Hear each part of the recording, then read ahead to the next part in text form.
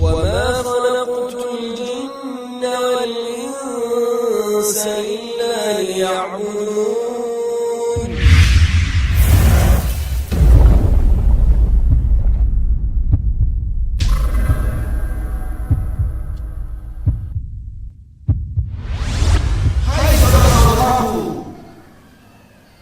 Yang telah menjadikan akal dan jimatnya sebagai pemberi rezekinya dan memiliki keyakinan penuh bahwa lapangnya rezeki gara-gara cincin yang ada di tangannya, gara-gara keris yang ada di rumahnya, yang dia mandikan dan beri parfum setiap malam Jumat Kliwon.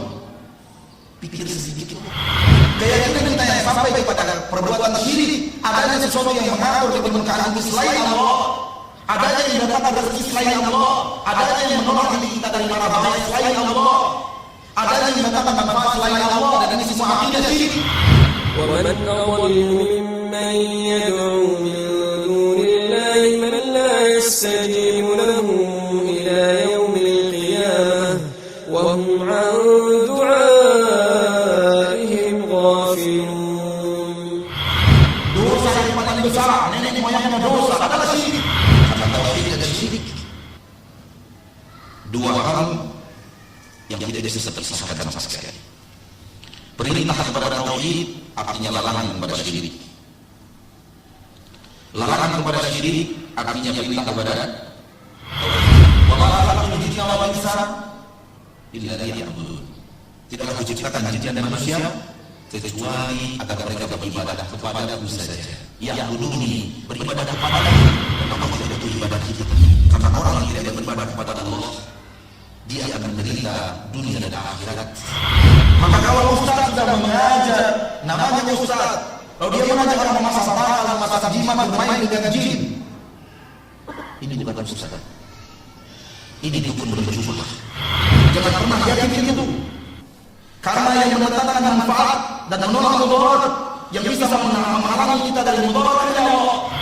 Ya ayyuhan nas اذكروا نعمة الله عليكم هل من خالق غير الله يرزقكم من السماء والأرض لا إله إلا هو فأنا تؤفكون.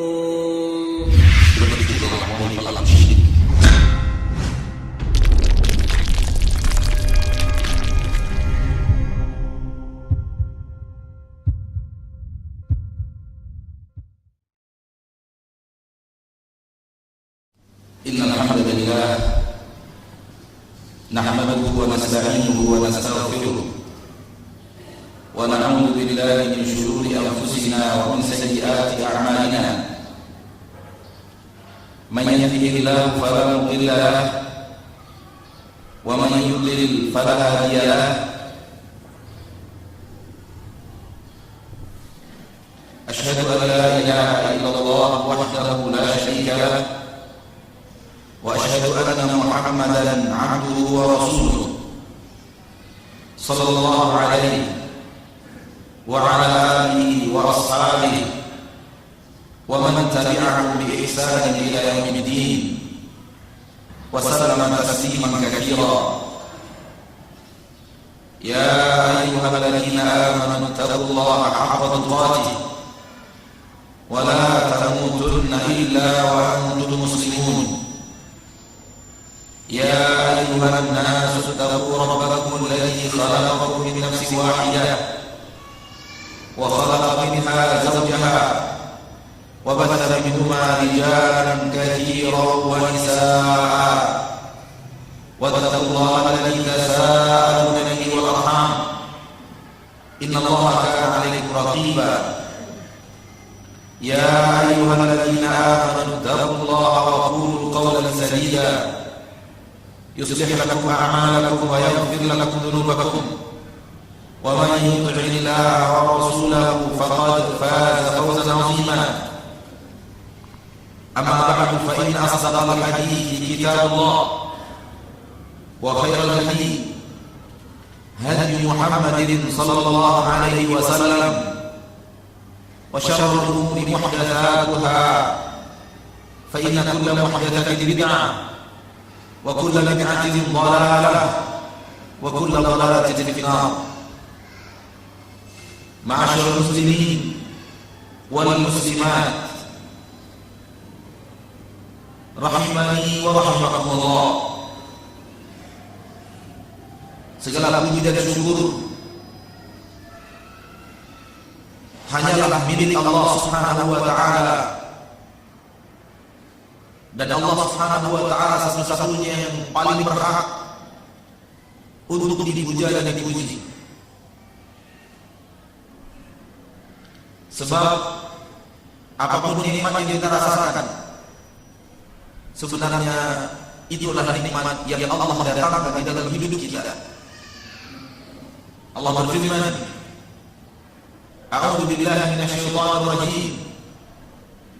Wa ma bikum min ni'matin fa min Allah."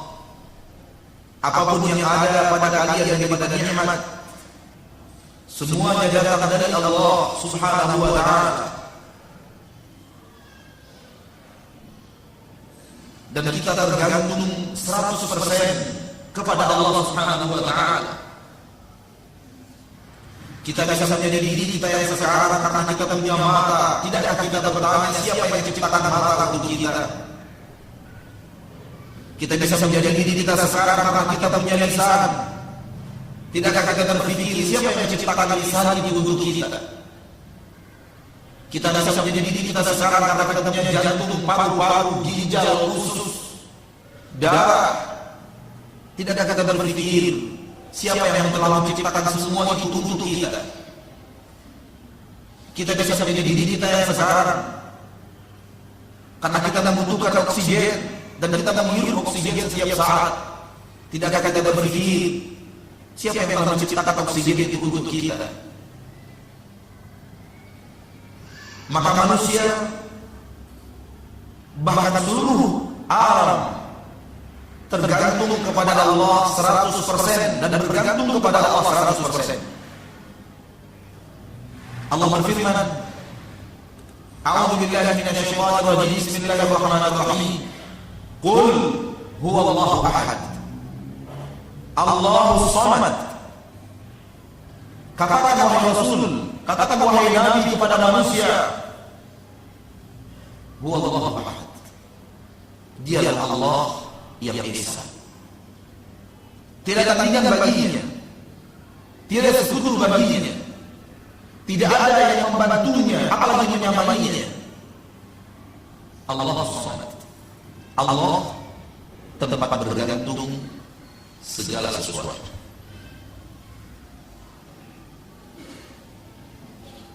Ketika kita melihat burung yang terbang di udara, ingatlah firman Allah Subhanahu wa taala.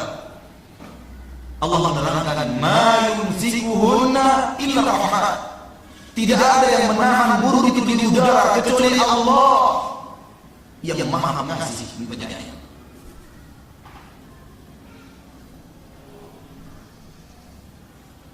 Tidak ada yang menahan burung itu di udara sehingga burung itu bisa terbang kecuali kasih sayang Allah. Kalau sedetik itu kasih sayang Allah, dan Allah terangkan kepada kita kasih sayangnya yang sedemikian detail, tidak ada artinya kita sangat membutuhkan Allah dalam seluruh kehidupan kita. Dan alam secara keseluruhan telah mendapatkan taufik untuk menghambakan diri mereka kepada Allah, kecuali sebahagian daripada jin dan sebahagian daripada manusia. Perhatikan dunia dan seluruh isinya. Yakini bahwa mereka semua adalah hamba-hamba Allah yang sedang bertasbih kepada Allah, yang beribadah kepada Allah. Hanya sebahagian jin, sebahagian manusia tidak mau melakukan itu. Sabbaha lillahi ma fis samawati wa ma fil ardh. Telah bertasbih kepada Allah seluruh yang ada di langit dan seluruh yang ada di bumi. Yusabbihu lillahi ma fis samawati wa ma fil ardh. Sedang bertasbih dan akan senantiasa bertasbih kepada Allah seluruh yang ada di langit dan seluruh yang ada di bumi. Kullun qad 'alima salatahu wa tasbihah. Segala sesuatu telah tahu bagaimana cara mereka bertasbih. Dalam ayat yang lain, walakin la tafaqahuna tasbihahum, namun kalian tidak mengerti bagaimana cara mereka bertasbih. Ikhwani wa akhwati fid din, rahimani wa rahimakumullah.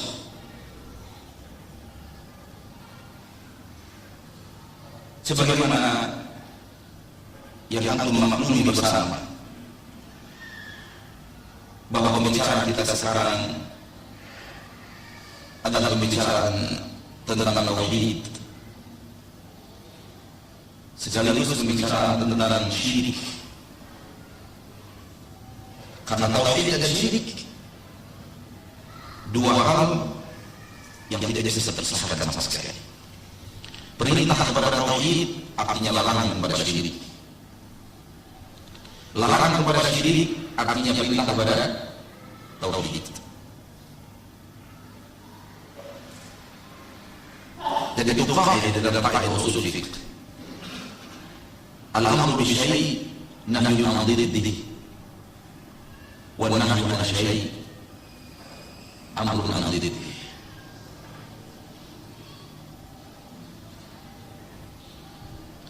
Kita beri judul kajian kita dengan judul berpikirlah wahai pelaku syirik.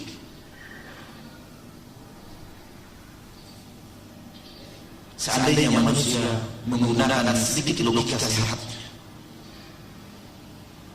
seandainya manusia menggunakan 1 menit dalam sehari menggunakan logika sehatnya, maka dia akan terjerumus, tidak akan terjerumus dalam perbuatan syirik.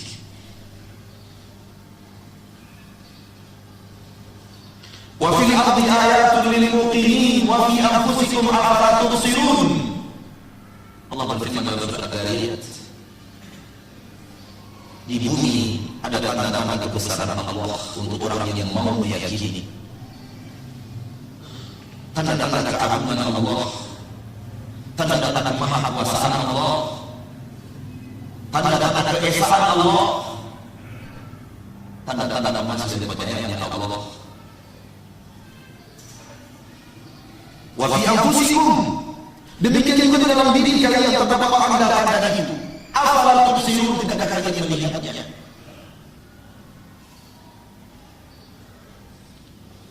Para spesialis tulang sampai sekarang belum kelar membicarakan dan mengkaji tentang tulang manusia.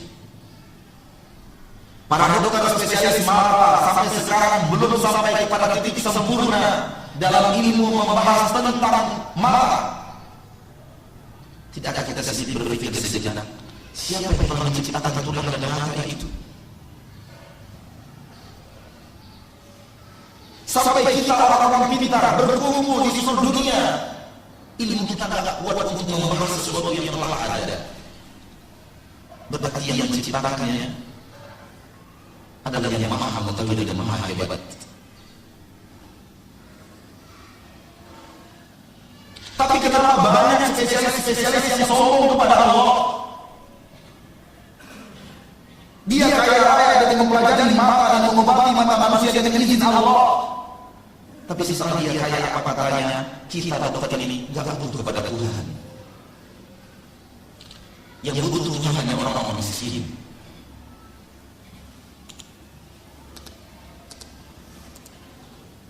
Kamu baru mempelajari 1 mata, kamu sudah jadi orang hebat. Tidakkah itu artinya yang menciptakan mata luar biasa hebat? Berpikir sejenak wahai dokter-dokter yang sombong kepada Allah.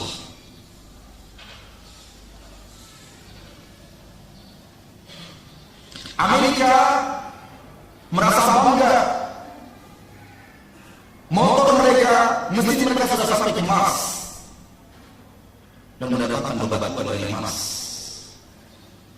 Hai Amerika, tidak akan berpikir siapa yang menciptakan Mars?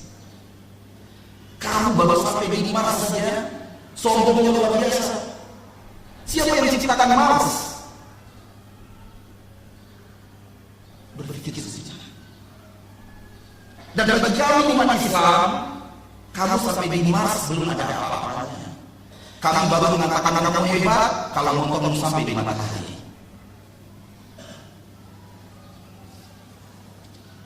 Baru kami mengatakan kamu hebat. NASA berhasil menciptakan pesawat yang mendarat di matahari.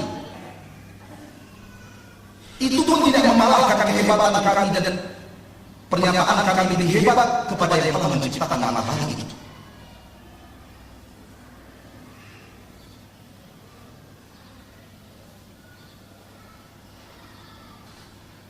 Anda selama ini menikmati sayur mayur. Tidak ada Anda berpikir siapa yang menciptakan sayur mayur itu untuk Anda. Anda selama ini menikmati hewan, daging hewan. Tidak ada Anda berpikir siapa yang menciptakan daging hewan itu untuk Anda. Anda menikmati hidup. Tidak ada Anda berpikir siapa yang akan menciptakan kehidupan untuk Anda.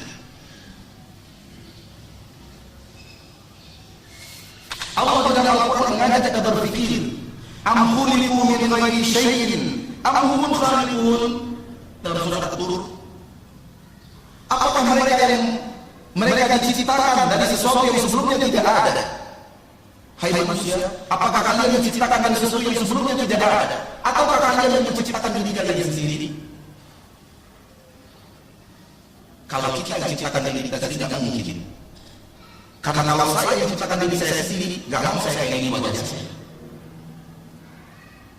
Pasti saya lebih pilih memilih warna kulit yang lebih putih, tubuh yang lebih kekar, hidung yang lebih mancung, dan semacam. Karena saya tidak bisa apa-apa, saya diciptakan. Berkata Jabir bin Mut'im radhiyallahu anhu, itu pertama kali hidayah Allah datang pada saya.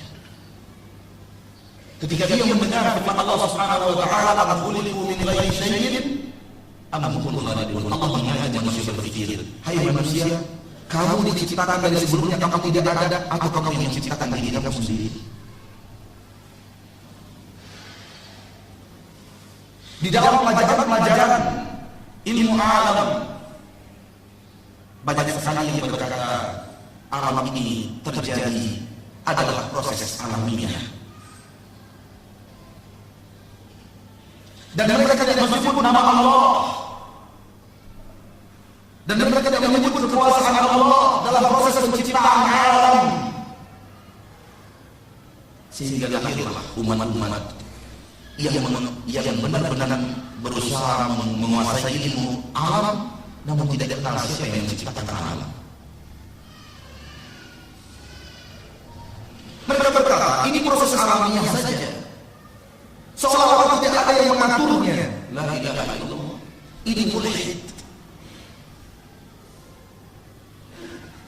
Alam semesta yang besar dan luas ini, tata surya yang sangat rapi dan tidak bertabrakan satu sama lain, berjalan tanpa yang mengatur, tanpa ada yang mengaturnya. Masuk akal kayak ini, logika kayak ini, logis kayak ini.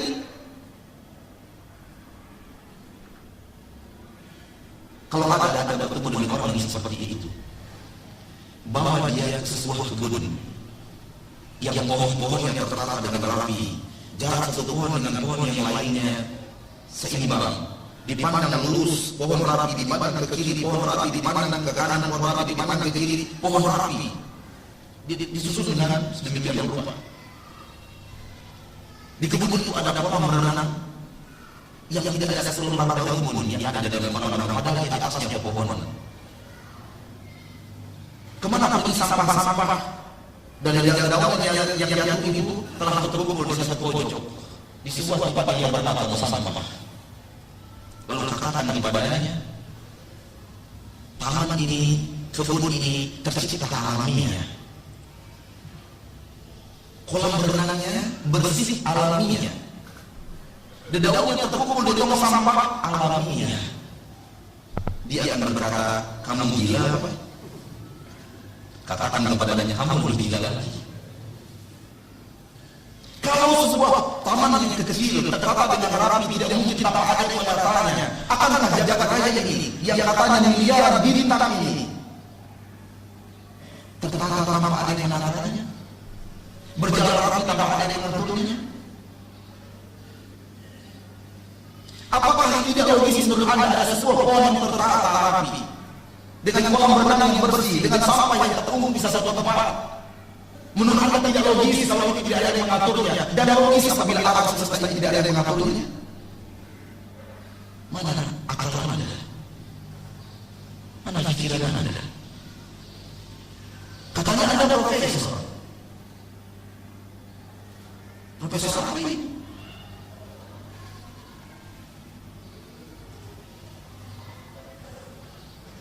Makanya saya mengatakan Anda dia gunakan satu menit dan umumnya setiap hari untuk berpikir yang benar, dia akan sampai kepada titik la ilaha illallah. Dan di dalam Al-Quran Al-Karim Allah mengajak kita untuk berpikir, Allah menyuruh kita untuk berpikir, Allah memarah kepada kita tidak berpikir. Afala taqilun, afala taqilun. Tidak ada banyak dalam Al-Quran. Kenapa kau tidak berpikir? Kenapa kau tidak berakal? Kenapa kau tidak berpikir?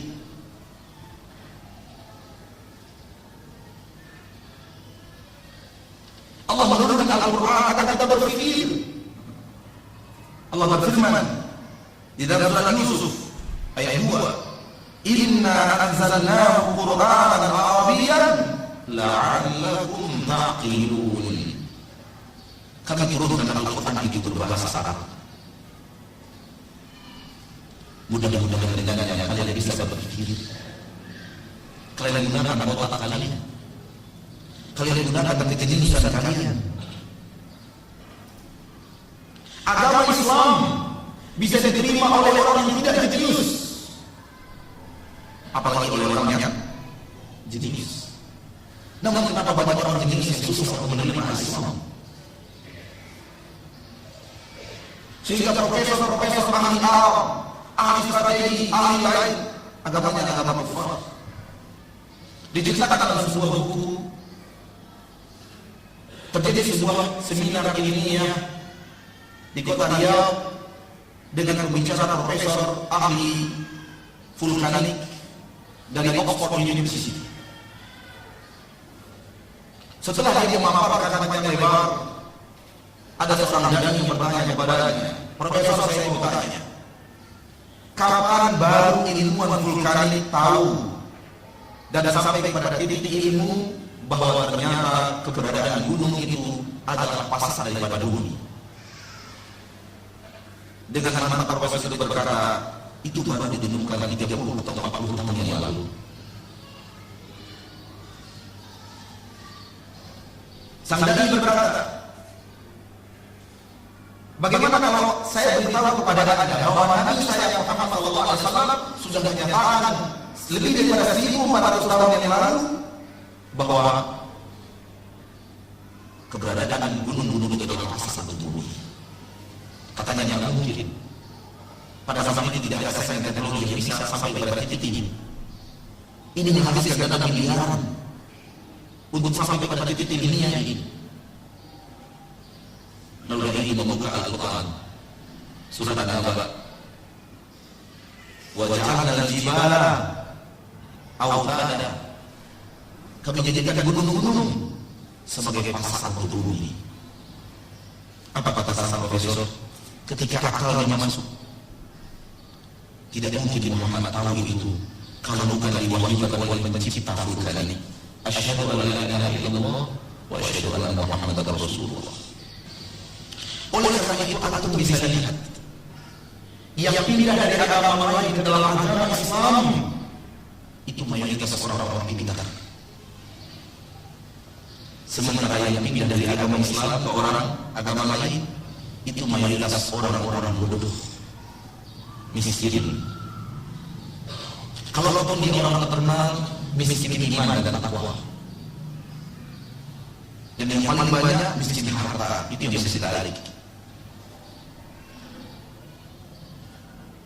Namun yang pindah dari orang-orang luar agama Islam dalam agama Islam, para cendekiawan, para ilmuwan, para ahli. Karena semakin canggih suasana dan teknologi, semakin menunjukkan kehebatan Al-Quran. Allah Subhanahu wa Ta'ala menyuruh kita menggunakan akal untuk mengetahui bahwa Allah mencipta segala sesuatu. Allah berfirman di dalam surat Al-Mu'minun ayat 80. Wa lahu ikhtilaful laili wan nahar afala ta'qilun. Allah yang telah memiliki pergantian siang dan malam. Tidak ada kalian berakal?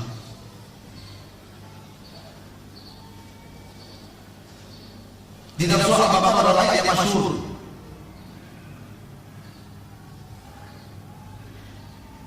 Ketika Allah Subhanahu wa taala mengatakan,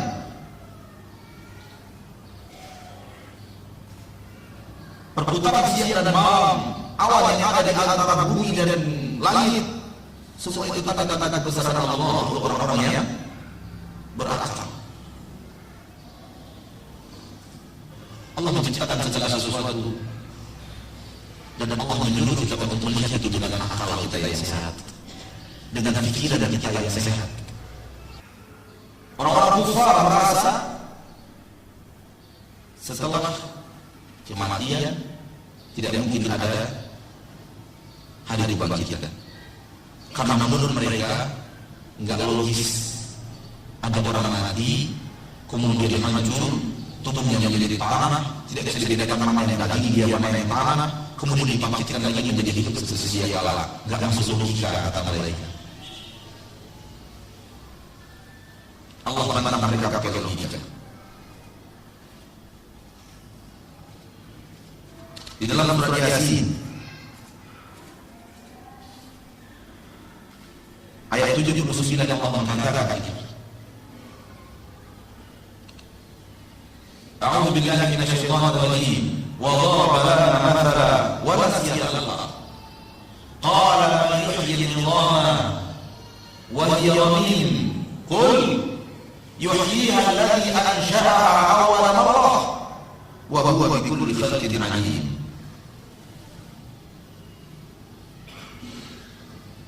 Mereka membuat permisalan kepada kami dengan membawa ulang berulang yang susah dan lantak dan berkata kepada Rasulullah sallallahu alaihi wasallam, "Man yuhyi wa hiya ramim?" Siapa yang sanggup membangkitkan lagi ulang berulang ini padahal dia sudah hancur berulang lantak? Siapa orang yang bisa membangkitkan itu semua? Menurut mereka enggak sulit logika sehat. Makanya mereka mengatakan Nabi Muhammad itu gila. Allah menyuruh Nabi Muhammad sallallahu alaihi wasallam untuk menjawab ini dengan logika yang sehat, logika yang benar. Qul, katakan wahai Muhammad, jawab mereka, yuhyiha alladhi ansha'aha awwala marrah, yang akan membangkitkan tulang belulang ini menjadi kembali menjadi hidup adalah yang pertama kali menciptakannya. Logis kan? Kalau Allah bisa menciptakan dia sebelumnya dia tidak ada, Allah bisa menciptakan, itu berarti Allah bisa membangkitkan hidup lagi.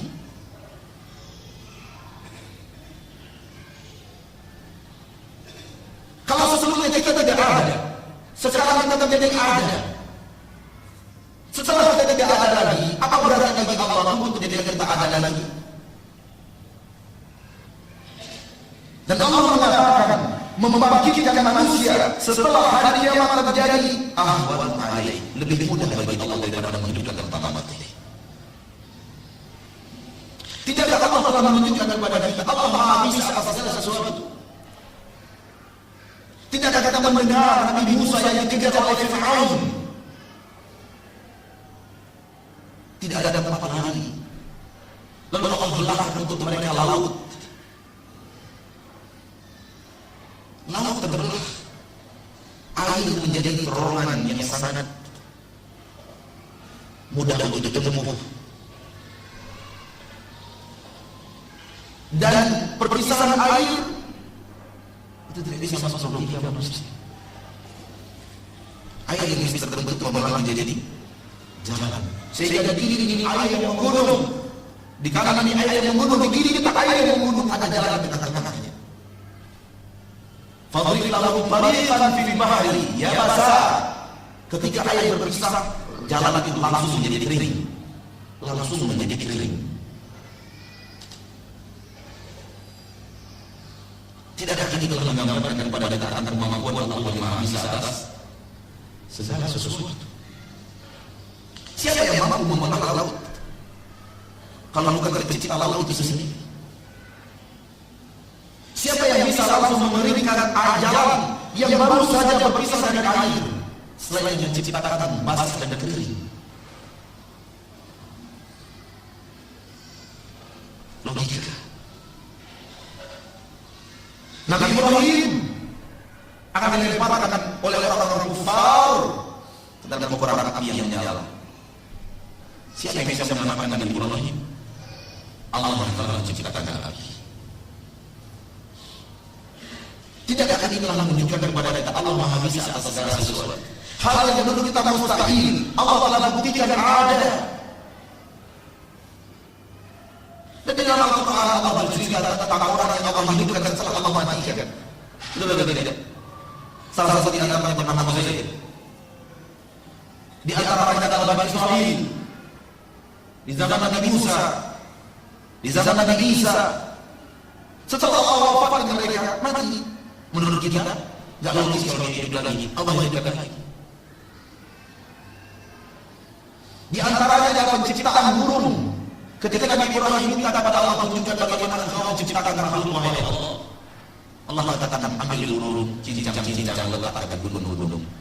Panggil dia, burung datang lagi.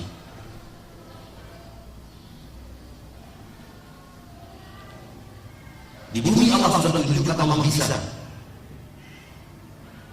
Ini menunjukkan bahwa Allah juga bisa membangkitkan kita setelah ribuan tahun kita wafat. Bahkan setelah jutaan tahun kita wafat. Bahkan setelah miliaran tahun kita wafat. Bagi Allah seluruhnya gampang. Seluruhnya mudah. Karena Allah ala kulli syai'in qadir. Allah atas segala sesuatu Maha Bisa. Allah atas segala sesuatu Maha Bisa. Tentang adanya hari kiamat, hari berbangkit, hari pembahasan sangat logis. Allah mengajak kita untuk berpikir. Adanya hari berbangkit itu logis, masuk akal. Allah berfirman dalam Al-Quran Al-Karim, "Afaja'alul muslimina kal mujrimin, ma lakum kaifa tahkumun?"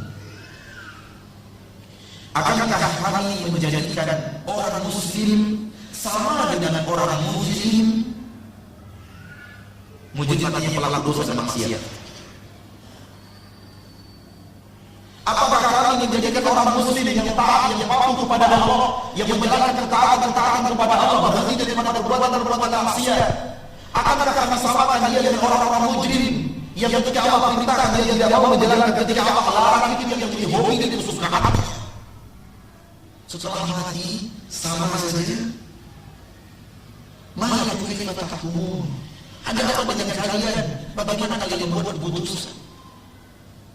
Kalau tidak ada hari berbangkit, hari pertanggungjawaban setelah kematian, itu artinya orang taat dengan orang bejat sama-sama. Tidak ada apa-apa. Logika itu. Logika Allah samakan antara Nabi Muhammad dengan Fir'aun. Sehingga setelah wafat tidak ada hari berbangkit, tidak ada hari pertanggungjawaban, tidak ada surga dan neraka. Sehingga akhir daripada perjalanan Nabi Muhammad dan akhir daripada perjalanan Fir'aun sama. Logika itu tidak logis. Orang-orang kufar saja ada yang merasa tidak logis. Dia orang kafir. Oleh karena itu mereka mencari bagaimana jalan keluar. Ini tidak logis, ini tidak logis. Ini sesuai dengan akal pikiran. Orang taat hidup, orang bejat hidup, kemudian sama-sama mati, sama-sama tidak ada penyelesaiannya. Ini nggak masuk akal kata mereka. Sehingga mereka mencari bagaimana solusinya supaya yang tidak masuk akal menjadi masuk akal. Sampai mereka kepada jebakan syaitan meyakini reinkarnasi. Dan semua itu untuk menjawab teka-teki logika mereka. Dan mereka tidak mendapatkan hidayah ke jalan yang benar. Tapi semua itu untuk menjawab pertanyaan logika yang tidak terjawab. Dan Islam menjawabnya dengan benar. Allah turunkan syariat dengan benar menjawabnya. Dalam ayat yang lain Allah berfirman, "Amma ja'alul ladzina amanu wa 'amilus shalihat kal mufsidina fil ard am naj'alul muttaqina kal fujjar?" Apakah akan kami samakan orang-orang yang beriman dan beramal saleh sama dengan orang-orang yang menebar kerusakan di permukaan bumi? Akankah akan kami samakan orang-orang yang bertakwa dan orang-orang yang banyak bermaksiat? Tidak mungkin sama. Kalau sama berarti Allah tidak adil. Ini sesuai dengan logika yang sehat. Ini sesuai dengan logika yang sehat. Ma'asyarul muslimin, intinya adalah masih banyak dari yang saya tidak ungkapkan. Akan tetapi intinya adalah kalau kita gunakan akal kita dengan sebenar-benarnya, maka kita akan sampai kepada titik la ilaha illallah. Kita akan sampai kepada titik bahwa tauhid adalah jalan keselamatan dan syirik adalah jalan kehancuran. Kita akan sampai kepada titik tauhid adalah jalan yang sesuai dengan logika manusia. Syirik jalan yang tidak sesuai dengan logika sedikit pun. Suatu hal yang tidak bisa, yang tidak mungkin tidak kita ketahui. Suatu hal yang saya yakin kita tahu sebelumnya, bahwa amalan yang paling mulia di permukaan bumi adalah tauhid. Amalan yang paling mulia di permukaan bumi adalah tauhid. Allah berfirman di dalam surah Al-Baqarah, "Wa ma umiru illa liya'budullaha mukhlishina lahu-d-din." Ini tauhid. Mereka tidak diperintahkan, manusia tidak diperintahkan kecuali agar mereka beribadah kepada Allah saja, mengikhlaskan kepada Allah seluruh ketaatan mereka. Ini tauhid. Ini yang diperintahkan oleh Allah. Wa ma khalaqtul jinna wal insa illa liya'budun. Tidaklah kuciptakan jin dan manusia kecuali agar mereka beribadah kepada-Ku saja. Ya'buduni, beribadah kepada-Ku. Dan Allah tidak butuh ibadah kita. Allah menyuruh kita beribadah kepada-Nya. Allah tidak butuh ibadah kita. Siapa yang membutuhkan ibadah itu? Kita sendiri. Karena orang yang tidak beribadah kepada Allah, dia akan menderita dunia dan akhirat. Dia menderita di dunia sebelum menderita di akhirat. Dan orang yang beribadah kepada Allah akan merasakan kenikmatan hidup di dunia dan kenikmatan hidup di akhirat. Enggak usah jauh-jauh. Saya yakin antara kita adalah orang yang sesungguhnya tidak mengerti ilmu tauhid dan tidak mengerti ketaatan hanya di dalam beberapa dunia dan godaan-godaan dunia, pukaran dunia. Setelah kita mengerti agama dan berjalan atas jalan Allah, terasa perubahan hidup yang penuh dengan kenikmatan dan dari seluruhnya penuh dengan kesengsaraan.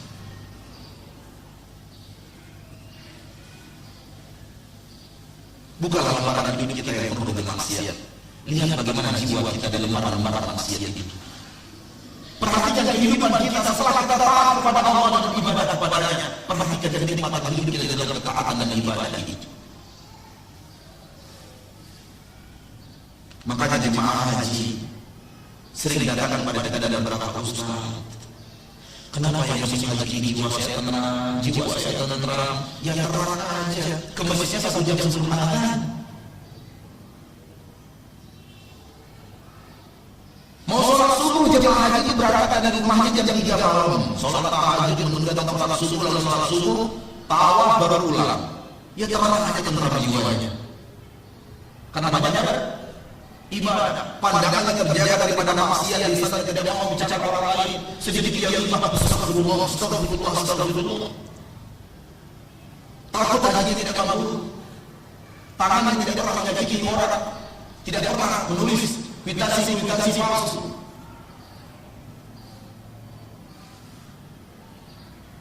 tangan dan kakinya beribadah, jiwanya beribadah kepada Allah selama di musim haji, tentu dia akan merasakan kenikmatan hidup. Saking enaknya mereka beribadah pada haji, banyak nggak tahu tanggal berapa sekarang. Yang pernah melaksanakan ibadah haji bisa tahu. Kita tanggal berapa sekarang? Nggak tahu sekarang berapa. Saking nikmatnya beribadah, nikmatnya hidup di musim haji, tenangnya jiwa di musim haji. Jemaah haji tanya, hari apa sekarang Pak? Hari apa ya? Senin apa Selasa ya? Nggak tahu, haji pun nggak tahu lagi. Ketika kita fokus ke akhirat, fokus bukan berarti mencapai dunia. Fokus ke akhirat bukan berarti apa? Mencapai dunia. Jemaah haji itu, walaupun mereka nggak tahu tanggal, nggak tahu hari kadang-kadang, namun kalau sudah pulang usai wajib sekarang haji itu. Kurma beli sekian kilo, oleh-oleh untuk anak sekian kilo, over itu. Itu artinya mereka tidak akan meninggalkan dunia. Mereka tidak akan meninggalkan dunia. Ke Masjid Kubah kita bawa ke Masjid Kubah. Itu 15 menit waktu saya berikan kepada bapak dan ibu-ibu, tidak ada yang protes. Tapi kalau dibawa ke kebun kurma, pasar kurma, 15 menit protes semua. Dunia tidak bisa dilupakan. Dunia ada di dalam dada.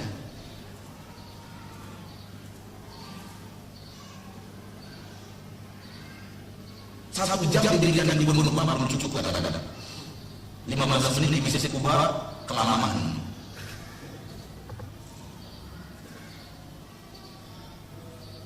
Namun jemaah haji nampak betul bahwa mereka bukan oleh-oleh yang paling penting bagi mereka. Yang paling penting target bagi mereka, bagaimana bisa sholat, bagaimana bisa menghafalkan Al-Quran, bagaimana bisa sholat di Masjid Haram, bagaimana bisa sholat di Masjid Nabawi, bagaimana bisa berdiri sebanyak-banyaknya, bagaimana bisa bersedekah sebanyak-banyaknya. Lihat ketika target di kita adalah akhirat, timbul kedamaian dan ketenteraman di dalam jiwa yang luar biasa. Kemudian dia haji bertanya, kenapa di Indonesia desa seperti ini Pak? Pak Ustaz, kenapa kalau di Indonesia tidak bisa mendapatkan kedamaian ini? Ya saya katakan, masuk terus sih.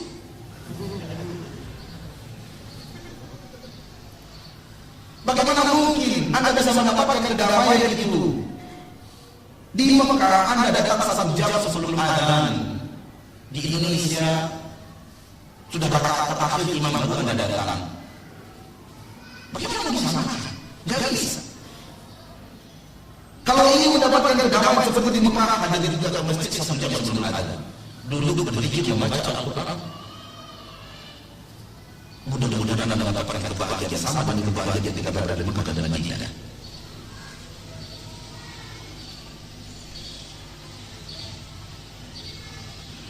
Saya nggak tahu kenapa saya bicara lagi tadi. Dari mana saya masuknya? Hah? Tauhid membawa ya kebahagiaan. Tauhid membawa kebahagiaan. Syirik membawa kesengsaraan. Orang yang bertauhid akan bahagia di dunia, bahagia di akhirat. Orang yang syirik akan sengsara di dunia, sengsara di akhirat. Oleh karena itu, kemuliaan yang paling mulia adalah ketaatan dalam bertauhid kepada Allah. Sebagaimana dosa yang paling besar, nenek moyangnya dosa adalah syirik. Abdullah bin Mas'ud bertanya kepada Rasulullah SAW. Abdullah bin Mas'ud radhiyallahu anhu bertanya kepada Rasul kita tercinta Muhammad sallallahu alaihi wasallam, "Ya Rasulullah, wa Rasulullah, ayu dzambi a'zam?" Dosa apa yang paling besar? Rasulullah bersabda, "Anta taj'ala lillahi niddan wa huwa khalaqaka." Kau menjadikan sesuatu sebagai tandingan untuk Allah, sementara Dia yang telah menciptakan kamu.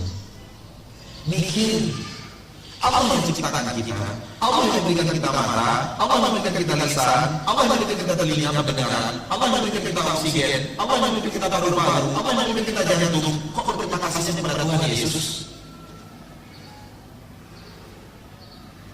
Mikir dong.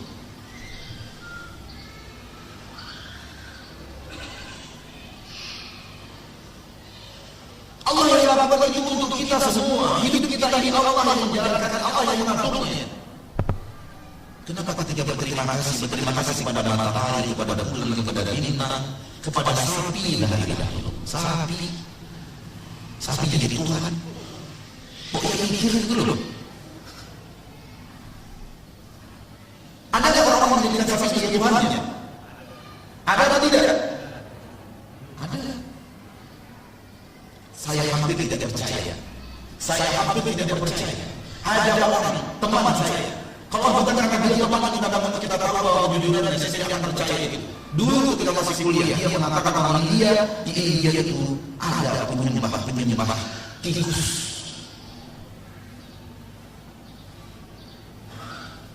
Dan saya hampir tidak percaya. Saya mengatakan, kamu mengatakan apa? Tikus jadi Tuhan.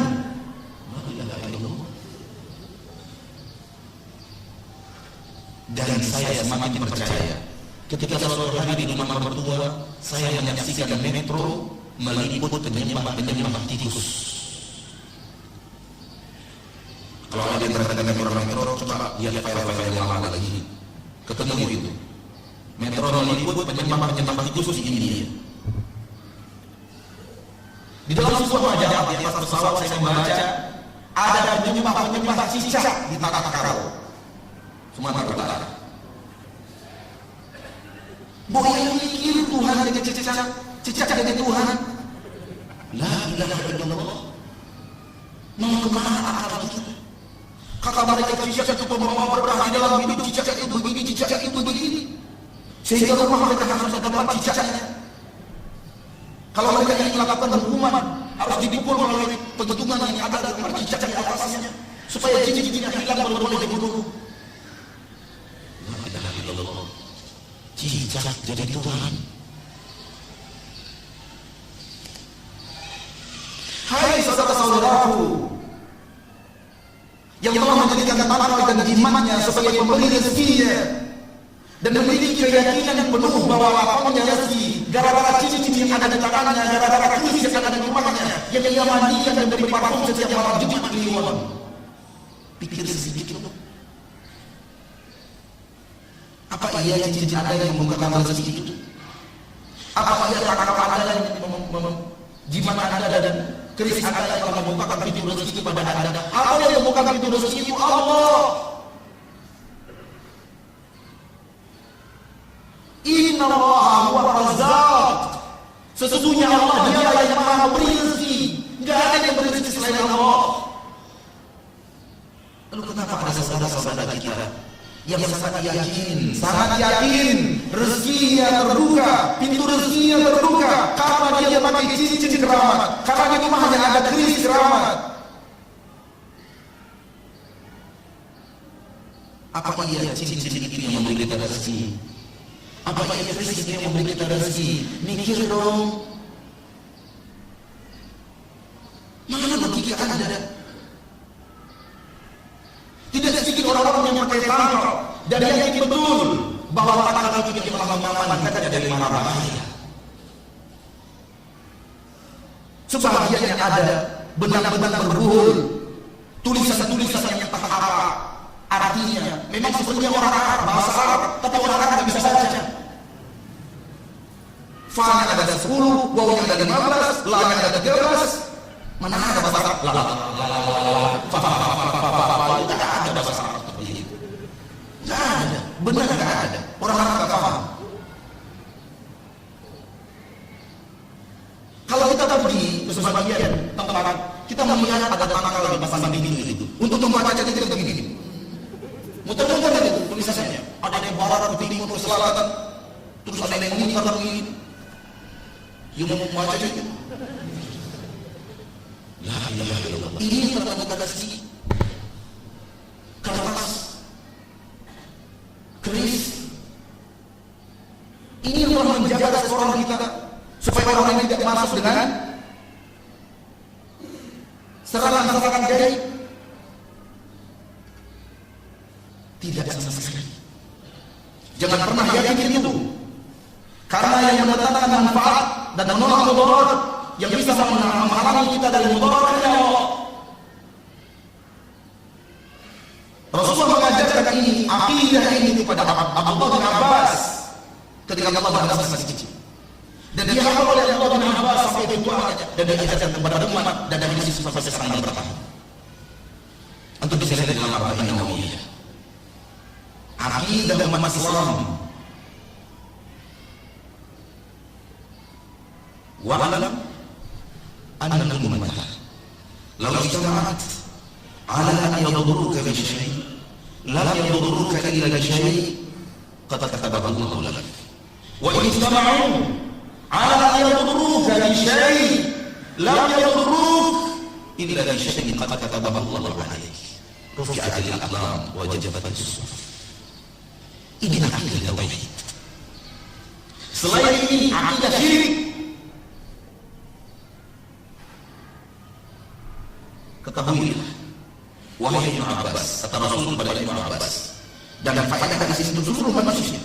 Karena Rasul tidak diutus pada Ibnu Abbas sendirian, tapi diutus seluruh umat. Maka bicara Rasul pada salah seorang sahabat adalah bicara bagi seluruh umat. Itu kaidah para ulama, ahlul hadis, ahlus sunnah. Ketahuilah bahwasanya andai seluruh umat ini berkumpul membuat sebuah strategi untuk mendatangkan satu manfaat kepadamu, satu manfaat, mereka tidak bisa lakukan itu kalau Allah belum tuliskan itu untuk dirimu. Kalau mereka berkumpul, umat seluruhnya berkumpul untuk memberikanmu satu mudarat, satu hal yang tidak baik, satu hal yang tidak kau sukai, mereka tidak akan sanggup kalau Allah belum tuliskan itu. Ini akidah umat Islam. Ini akidah tauhid. Ini akidah la ilaha illallah.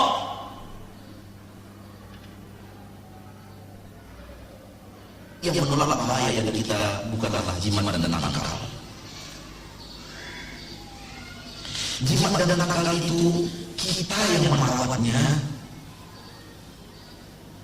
Kita simpan baik-baik di lemari, dikunci, lemari dikunci lagi, dikunci lagi, dipasang wangi-wangian, malam Jumat Kliwon dimandikan. Mana ada Tuhan dimandikan? Di mana?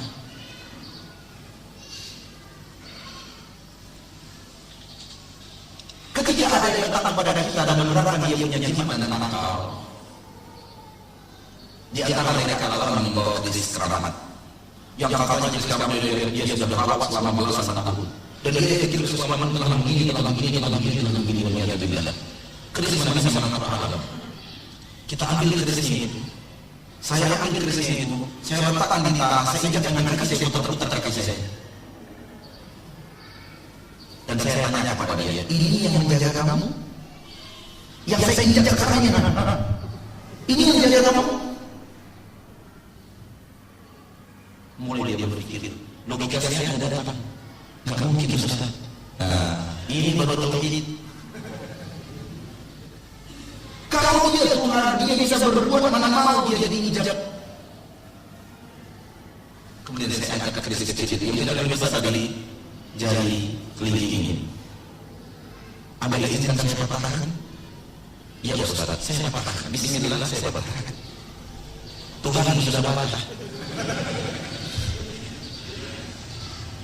Yang memberi rezekimu selama ini adalah apa? Tidak ada lagi yang memberi rezekimu kecuali Allah Subhanahu wa taala. Ajaib. Ada orang yang yakin konsumen yang datang ke tokonya itu gara-gara tanggal yang dia pasang di toko itu, gara-gara jimat yang dia pasang di tokonya, dipasang di dompetnya, diletakkan di setiap lemari dagangan dia itu. Itu akal yang nggak sehat orang itu. Logikanya nggak jalan. Mana ada kertas undang jemaah kecuali undangan-undangan disebar mana-mana. Kalau diletakkan di toko nggak bisa. Kertas ya kertas, tulisan ya tulisan. Dia nggak bisa berbuat apapun. Yang ada adalah keyakinan kita yang salah. Keyakinan kita yang sampai kepada perbuatan syirik. Adanya sesuatu yang mengatur di permukaan selain Allah. Adanya yang datang dari selain Allah, adanya yang menolak diri kita dari mara bahaya selain Allah, adanya yang mendatangkan manfaat selain Allah, dan ini semua akidah syirik. Kalau boleh logis-logisan, logika-logikaan, daripada tanggal dan jam kita pasang itu tidak mau kita lihat orang di mana kita pasang, lebih logis kucingnya orang Cina. Sini, ya kan? Untuk pernah ketemu orang Cina, ada kucing yang matanya gerak-gerak gitu. Itu lebih logis. Kucing yang hanya orang datang ke toko Pak, masuk. Itu lebih logis daripada tanggal yang tetap di atas itu. Tidak ada akses manusia, tidak ada cara untuk mengajak manusia, tidak ada. Lebih logis yang Tuhan orang Cina, lebih logis kucing orang Cina. Kalau logis, walaupun dua-duanya sama-sama syirik dan tidak boleh sama sekali, tapi secara logis lebih logis ini. Ada daya untuk mengajak, ada ketertarikan untuk lihat kucing cantik. Makanya soal jimat dan tanggal kita nggak akan menang lawan mereka. Orang muslim pakai jimat dan tanggal, orang muslim pakai jimat dan tanggal yang malas itu orang muslim. Kalau tanggal itu adalah Tuhan, maka orang muslim lebih daripada Tuhan orang Islam. Kalau itu yang dikatakannya,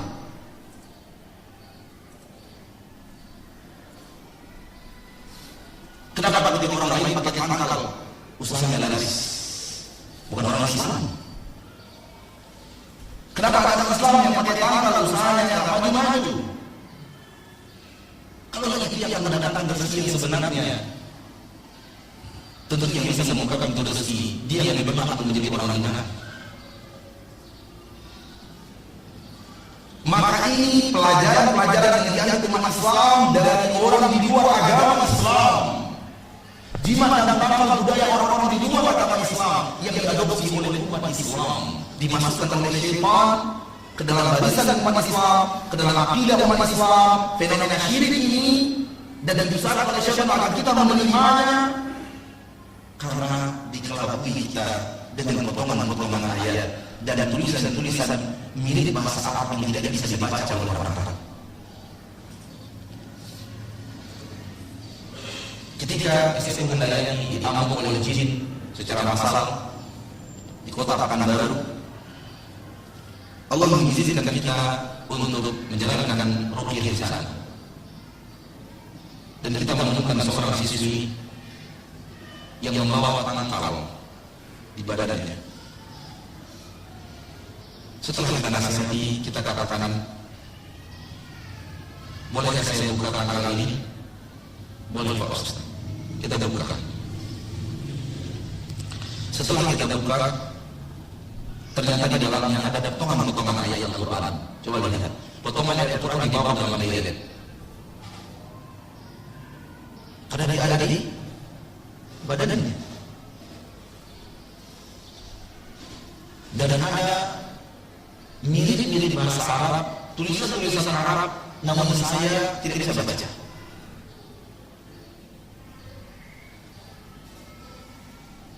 Saya bertanya, siapa yang memberikan kamu ini? Ustaz di sana. Ustaz. Ini bukan Ustaz ini, dukun berjuang. Ini bukan Ustaz, dukun berjuang, dukun bersahabat. Yang mengajarkan umat berbuat syirik. Nabi mengatakan, "Adalah kalimat faqat asyrak." Barang siapa yang menggantungkan tanggal dan jimat, dia telah berbuat syirik. Hadis sahih dari Imam Ahmad. Mana ada ustaz mengajar orang berbuat syirik? Yang ada dukun. Maka kalau ustaz sudah mengajar, namanya ustaz, lalu dia mengajar orang memasak tanggal, memasak jimat, bermain dengan jin, ini bukan ustaz. Ini dukun berjubah.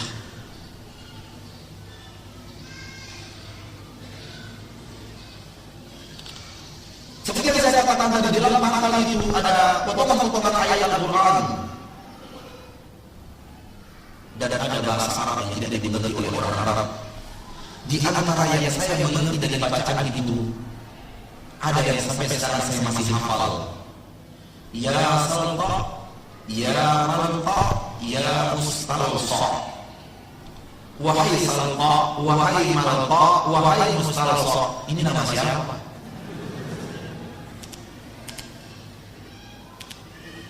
Artinya panggilan kepada makhluk gaib. Rasanya ada orang namanya mustalsa. Ini nama yang dipanggil untuk menjaga anak ini. Nama yang dipanggil untuk menjaga anak ini. Nama siapa ini? Nama jin. Berarti ustaz yang memang bergaul dengan alam jin, berteman dengan jin, memiliki khodam dari kaum jin, dan itu terlarang dan kesesatan dalam agama Islam. Makanya saya tidak mengatakan dia ustaz, saya mengatakan dia dukun berjubah.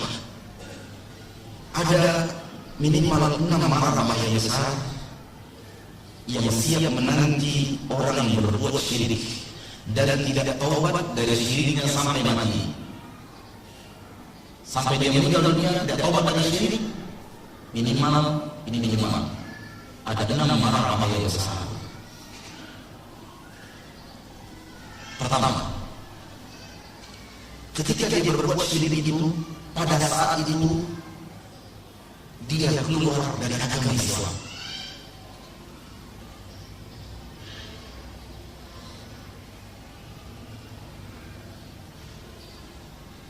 Dan statusnya ketika dia berbuat syirik itu adalah musyrik dan bukan muslim. Walaupun banyak orang yang menganggap dia masih kiai haji, tapi di sisi Allah, di ilmu Allah yang maha mengetahui yang gaib, dia orang musyrik dan bukan orang muslim. Walaupun sekeliling yang masih memanggil dia Pak Ustaz. Keluar dari agama Islam. 2. Seketika dia berbuat syirik tersebut, hapus seluruh amal saleh yang pernah dia bangun seumur hidup. Salatnya selama 60 tahun hilang pahalanya. Puasanya selama 60 tahun hilang pahalanya. Sedekahnya selama 60 tahun, zakatnya selama 60 tahun hilang pahala itu. Semuanya hilang. Berbaktinya pada orang tuanya hapus. Salat hajatnya 60 tahun hilang, pahala itu hilang. Allah berfirman dalam Al-Quran, Surah Az-Zumar ayat 65. A'udzu billahi minasyaitonir rajim. وَلَقَدْ أُوحِيَ إِلَيْكَ وَإِلَى الَّذِينَ مِنْ قَبْلِكَ لَئِنْ أَشْرَكْتَ لَيَحْبَطَنَّ عَمَلُكَ وَلَتَكُونَنَّ مِنَ الْخَاسِرِينَ. Dan sungguh kami diwahyukan kepadamu, wahai Rasul, dan kepada orang-orang sebelummu daripada Rasul-Rasul. Lain asyrakta, kalau kamu berbuat syirik, la yahbatanna amaluka, pasti sungguh akan hapus seluruh amalanmu. Wala takunanna minal khasirin, dan sungguh pasti kamu menjadi orang yang merugi hidup selama-lamanya. Siapa yang mau pahalanya seorang 60 tahun hilang? Siapa yang mau pahala zakatnya hilang?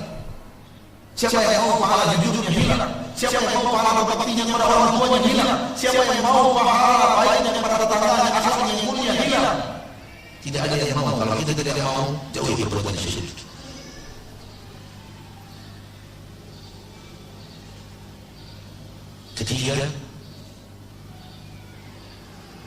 Ketika dia terjerumus ke dalam kesyirikan itu, seandainya ada khilafah Islamiyah yang benar, diizinkan kepada khilafah Islamiyah ini untuk membunuhnya dan mengambil hartanya untuk Baitul Mal. Darahnya halal, hartanya halal.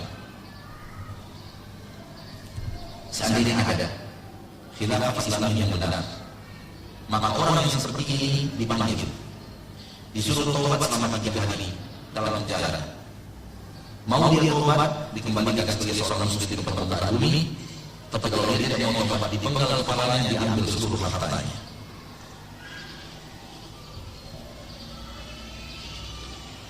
hadis sahih Imam Bukhari dan Muslim dari Abdullah bin Umar, Nabi Muhammad SAW bersabda, "Umirtu an uqatila an-nas hatta yashhadu an la ilaha illallah wa anna Muhammadan Rasulullah wa yuqimu as-salata wa yu'tu az-zakata fa in fa'alu dhalika asamu minni dima'ahum wa amwalahum illa bi haqqil Islam wa hisabuhum 'ala Allah azza wa jalla." Aku diperintahkan untuk melarang manusia sampai dia bersaksi la ilaha illallah wa anna Muhammadar Rasulullah, mendirikan salat, meninggalkan zakat. Apabila mereka mengerjakan itu, mereka memelihara dari diriku jiwa-jiwa mereka dan harta-harta mereka. Kalau mereka keluar dari jalur la ilaha illallah, jiwa mereka tidak aman, harta mereka tidak aman. 4. Ketika dia wafat dengan melakukan dosa syirik dan tidak bertaubat sebelum dia wafat, karena kalau orang bertaubat sebelum wafat Allah terima. Kalau orang bertaubat dari dosa syirik sebelum dia wafat, Allah akan terima walau 1 hari sebelum wafat, walau 2 jam sebelum wafat, Allah terima taubatnya. Kalau dia sisi taubat dari mana?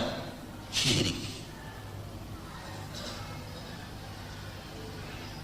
Karena Allah tidak akan ampunkan itu berlalu di akhirat. Dengan bukti tidak akan kita melihat sebahagian sahabat-sahabat Nabi pernah terjerumus dalam kesyirikan. Jawabannya adalah ya tidak. Ya. Pernah terjerumus dalam dunia kesyirikan.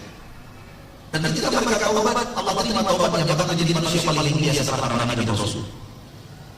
Ini menunjukkan Allah menerima taubat orang yang berbuat syirik. Andai taubat itu dikerjakan di mana? Di dunia. Qul lil ladzina asrafu ala anfusihim la taqnatu min rahmatillah innallaha yaghfiru dzunuba jami'an. Allah mengampunkan dosa semuanya. Semuanya Allah ampunkan. Kalau kita bertobatnya di dunia. Termasuk dosa syirik.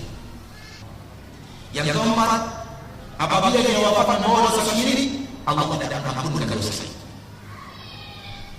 Tidak ada pengampunan untuk orang-orang yang datang kepada Allah dari akhir pada mahsyar dengan membawa dosa syirik. Itulah firman Allah Subhanahu wa taala dalam Nisa ayat 119. Inna Allah la yaghfiru an yushraka bihi wa yaghfiru ma duna dzalika liman yasha'. Allah tidak akan mengampunkan dosa orang-orang yang berbuat syirik. Kapan? Ketika dia datang kepada Allah dengan membawa dosa syirik. Anak di dunia Allah ampun. Kalau dia bertaubat dengan serius, taubat nasuh. Wa yaghfiru ma duna dzalika, dan Allah mau mengampunkan dosa selain itu, selain dosa syirik itu. Liman yasha', untuk orang-orang yang Allah pilih dan Allah kehendaki.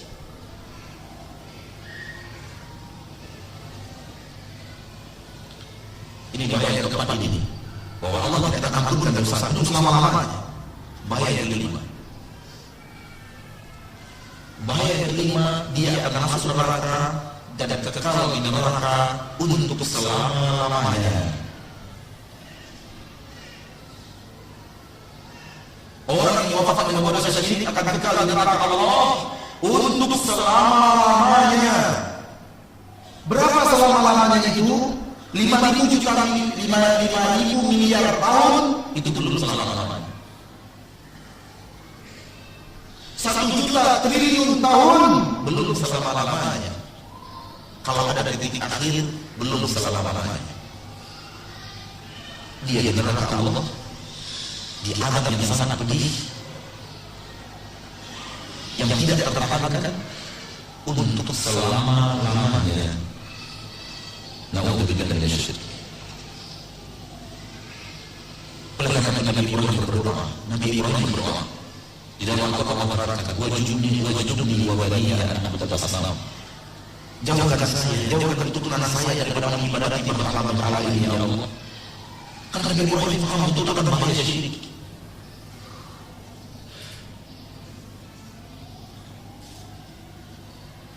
Berkata Imam Ibnu Qutaibah, wa man ya'mal balagha Ibrahim, siapa orang yang lebih aman dari sesuatu fitnah syirik melebihi dari Ibrahim? kalau Nabi Ibrahim berdoa kepada Allah, ya Allah jauhkan aku dari syirik, tidakkah kita lebih pantas berdoa meminta Allah menjauhkan kita dari syirik? Tidakkah iman kita jauh lebih kecil, jauh lebih tipis daripada iman yang Ibrahim? Harus waspada dengan syirik. Nabi Ibrahim mengkhawatirkan syirik untuk dirinya dan untuk keturunannya. Kenapa ada orang tua muslim sekarang rela, ikhlas memasukkan anaknya sekolah ke sekolah Kristen? Apakah bagi Anda nilainya yang rata-ratanya 9,9 itu lebih berharga daripada tauhidnya? Dan kalau Anda sekolah anak-anak di sana, tidak ada 99,9 dari anak-anak Anda. Hanya karena itu dalam sisi duniawi nilai anak-anak tinggi, rela orang tua muslim sekarang memasukkan anaknya di sekolah itu. Ada atau tidak? Tolong jawab, ada atau tidak? Ada. Banyak bahkan. Bahkan saya mendengar dari orang yang saya percayai, ada keluarganya yang menyekolah anak-anaknya dari TK, dari SD, dari sekolah bersama itu. Ketika dia masukkan ke SMP pendaftaran, gurunya bertanya agama kamu apa, dia jawab Kristen.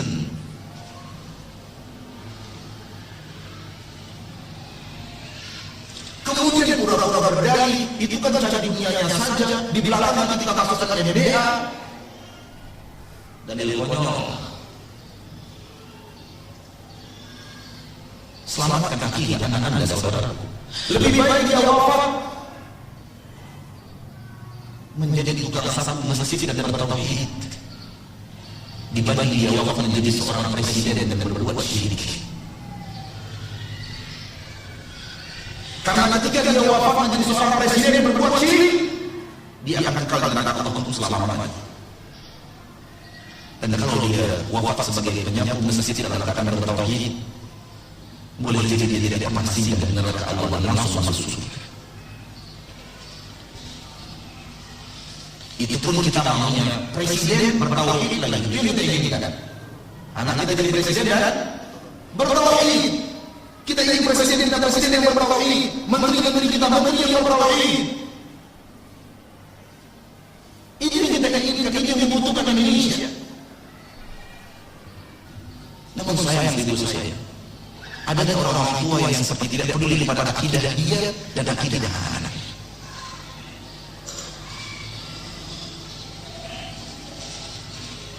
Ketika penduduk surga yang tidak siap neraka masuk surga, dan orang-orang kufar, orang-orang musyrik, dan orang-orang muslim bertauhid yang banyak berbuat maksiat masuk neraka, Allah perintahkan malaikat untuk mengangkat orang-orang mukmin itu dari iman yang paling besar, terus yang lebih kecil daripada itu, lebih kecil daripada itu, lebih kecil daripada itu, sampai kepada iman yang paling kecil sebesar di neraka, diangkat dari permukaan dan dalam api neraka dan masuk ke dalam surga. Jangan mengganggu yang ini ya. Jangan mengganggu yang ini. Yang pertama yang diganggukan. Apa-apa maksiat dikit. Toh pada akhirnya masuk neraka, masuk surga juga. Siapa bilang? Belum tentu. Karena mungkin maksiat yang katakan itu dan masuk dan dosa syirik Anda tidak tahu. Kalau dosa Anda sedikit, saudaraku, katakanlah dosa Anda sedikit, dan Anda dianggap hanya seminggu di neraka Allah. Tahukah Anda, satu hari di neraka Allah itu hidupannya di permukaan bumi 1000 tahun. Itu artinya Anda dipanggang di neraka Allah 7000 tahun. Sebelum Anda masuk ke neraka Allah itu, ambil dulu lilin, taruh di ketiak Anda. Sambung enggak? Kalau Anda tidak sanggup dengan api ini di ketiak Anda, jangan pernah berkata, udah masuk neraka sebentar, nggak apa-apa. Ada kaum muslimin sekarang yang kita nasihati mereka daripada kemaksiatan. Apa katanya? Kan yang masuk neraka gua, karena kamu yang sewa. La ilaha illallah. Sebab ini kakak pada neraka.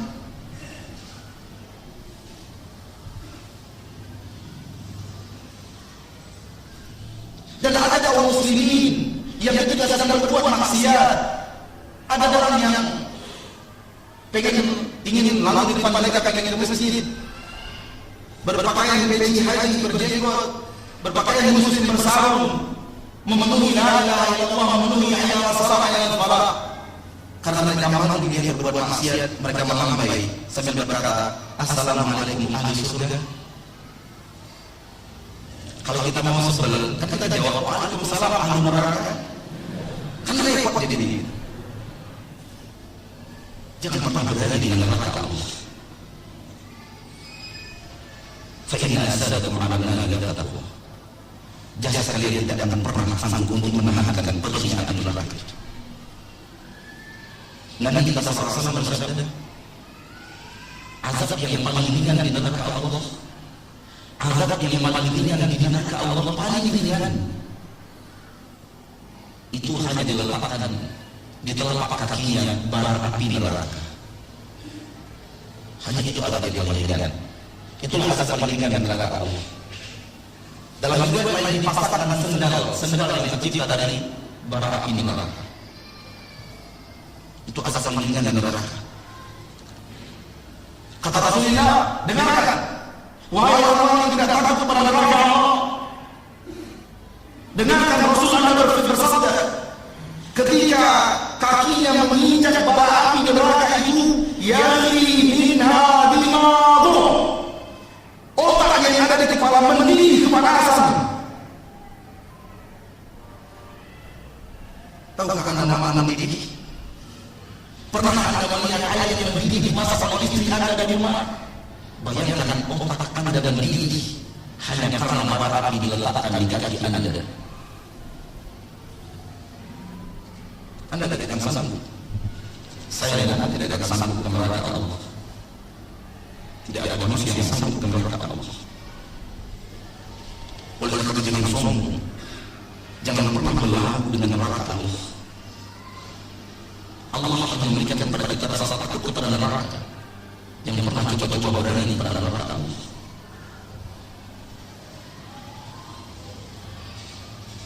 Saya akan sholat, saya akan zakat, walaupun usahanya dibagi-bagi dikit. Mana ada dibagi dikit?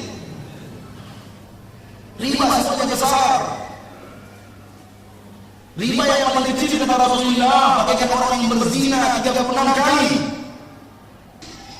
Kalau pilihan itu ada dua, tidak ada pilihan yang ketiga. Pertama, hidup di dunia miskin, di akhirat masuk surga. Hidup di dunia kaya raya, di akhirat masuk neraka. Tidak ada pilihan yang ketiga. Seorang muslim, seorang muslimah wajib memilih yang pertama. Yang keenam, orang yang wafat dengan membawa dosa syirik dan tidak bertobat sebelum wafat, haram untuknya menginjak kakinya di surga. Untuk dalil yang kelima dan keenam, firman Allah dalam surah Al-Maidah ayat 72. Innahu man yusyrik billah faqad harrama Allahu 'alaihi al-jannah wa ma'wahu an-nar wa ma lil-zalimina min ansar. Sesungguhnya barang siapa yang berbuat syirik kepada Allah, maka Allah sungguh telah haramkan untuknya surga. Allah haramkan untuk Anda surga. Surga yang menjadi cita-cita tertinggi seorang muslim dan muslimah. Jadi cita-cita tertinggi kita, cita-cita tertinggi anak kita, cita-cita tertinggi cucu kita masuk surga. Bukan jadi pramugari. Cita-cita tertingginya jadi apa? Penduduk surga.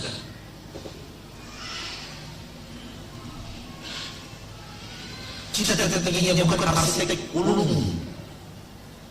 Cita-cita tertingginya bukan menjadi dokter terkenal, artis selebriti yang memiliki popularitas paling hebat di papan atas selama 20 tahun. Tidak ada artinya. Kalau harus berakhir dengan neraka Allah Subhanahu wa ta'ala. Namun sayang, ada orang tua muslim anaknya tampil di layar kaca ditonton oleh jutaan kaum muslimin, pakaiannya berjejeral di atas lutut. Perempuan, bangga orang tuanya, anak saya yang tampil ditonton oleh seluruh orang di Indonesia. La ilaha illallah. Semua itu untuk apa? Untuk mencapai puncak, untuk menjadi bintang. Untuk apa jadi bintang kalau harus masuk neraka? Untuk apa sampai di puncak kalau harus berakhir di neraka Allah? Toh kesohoran Fir'aun tidak ada arti bagi Fir'aun. Kekayaan Qarun tidak ada arti bagi Qarun. Saking kayanya Qarun itu, dijelasi orang menggali tanah dapat harta kasih Qarun itu. Saking kayanya Qarun itu, subhanallah. Entah kapan Qarun sampai ke Cilengsi. Bermanfaat itu bagi Qarun? Tidak ada manfaat sama sekali. Wa amma man utiya kitabahu bi shimalihi fayaqulu ya laitani lam uta kitabiyya wa lam adri ma hisabiyya ya laitaha kanat qadiyya ma aghna anni maliya halaka anni sultaniya. Ketika orang diberikan kitab dari tangan kirinya, ia berkata, andai aku tidak pernah mendapatkan kitab ini,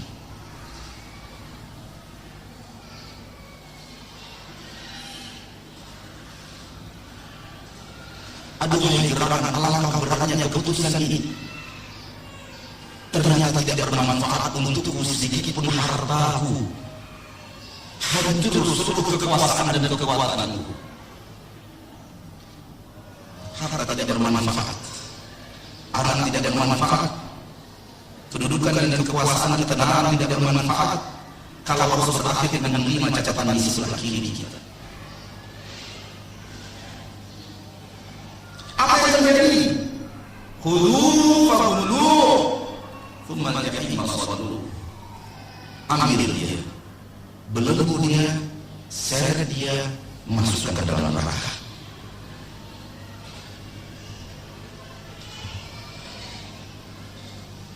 Wahai anda yang merasa menjadi bintang dengan maksiat, ingat ayat ini.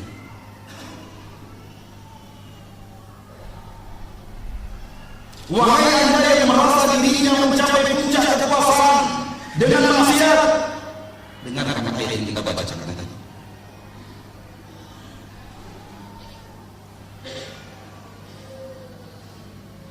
Fir'aun orang-orang yang berkuasa, tidak ada artinya kekuasaan itu bagi Qarun orang yang kaya raya, tidak ada arti daripada kekayaan itu bagi dirinya.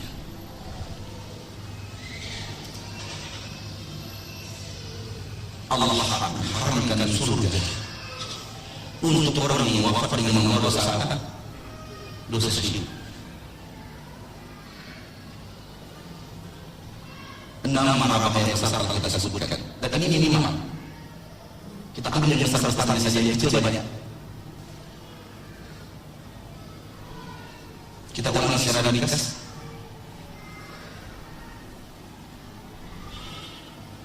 Keluar dari agama Islam, hapus seluruh amal saleh yang pernah dia bangun seumur hidup. Jadi halal darahnya dan jadi halal hartanya. Tidak ada ampun diampun oleh Allah dosanya untuk selama-lamanya.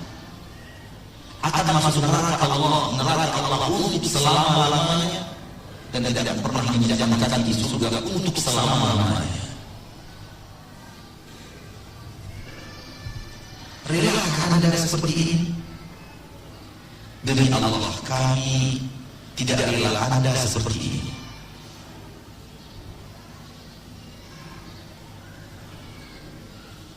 Namun dengarkan 2 persaksian datang dari 2 pedagang. Satunya pedagang kota Aur Bukit Tinggi, dan satunya datang dari pedagang kota di Pasar Pusat Pekanbaru. Saya tidak tahu kalau oleh apa. Pedagang tanah mungkin ada di sini. Kalau ingin berkata saksi dan disampaikan kepada saya, apakah sama atau tidak? negara, pasal ini masih persaksian dua manusia, satunya berdagang di Al Kuning Bukit ini, satunya berdagang di pasar pusat Pekanbaru. Kata mereka berdua kepada saya, Allah saksi apa yang saya katakan.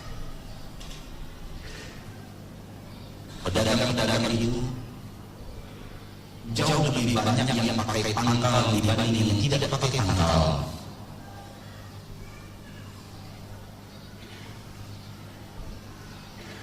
Jauh lebih banyak yang mana? Yang pakai tangkal dibanding yang tidak pakai tangkal.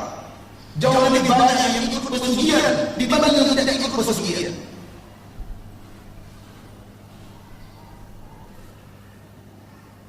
Ini potret akidah umat Islam.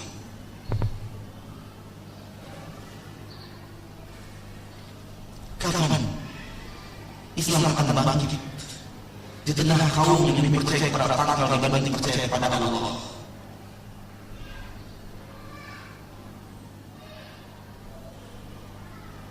Kapan Islam akan bangkit di tengah kaum yang lebih yakin tanggal yang akan mendatangkan rezeki kepada dirinya dibanding Allah yang memberikan rezeki?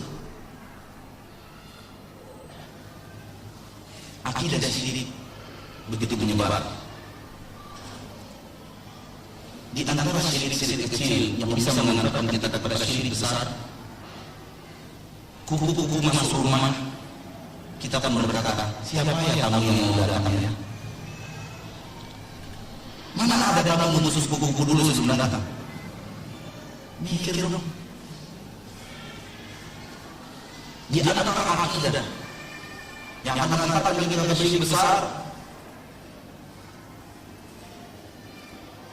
yang diyakini oleh para supir, terutama supir di luar kota. Kalau mobil yang menghias kucing, dia takut luar biasa. Karena ini pertanda apa?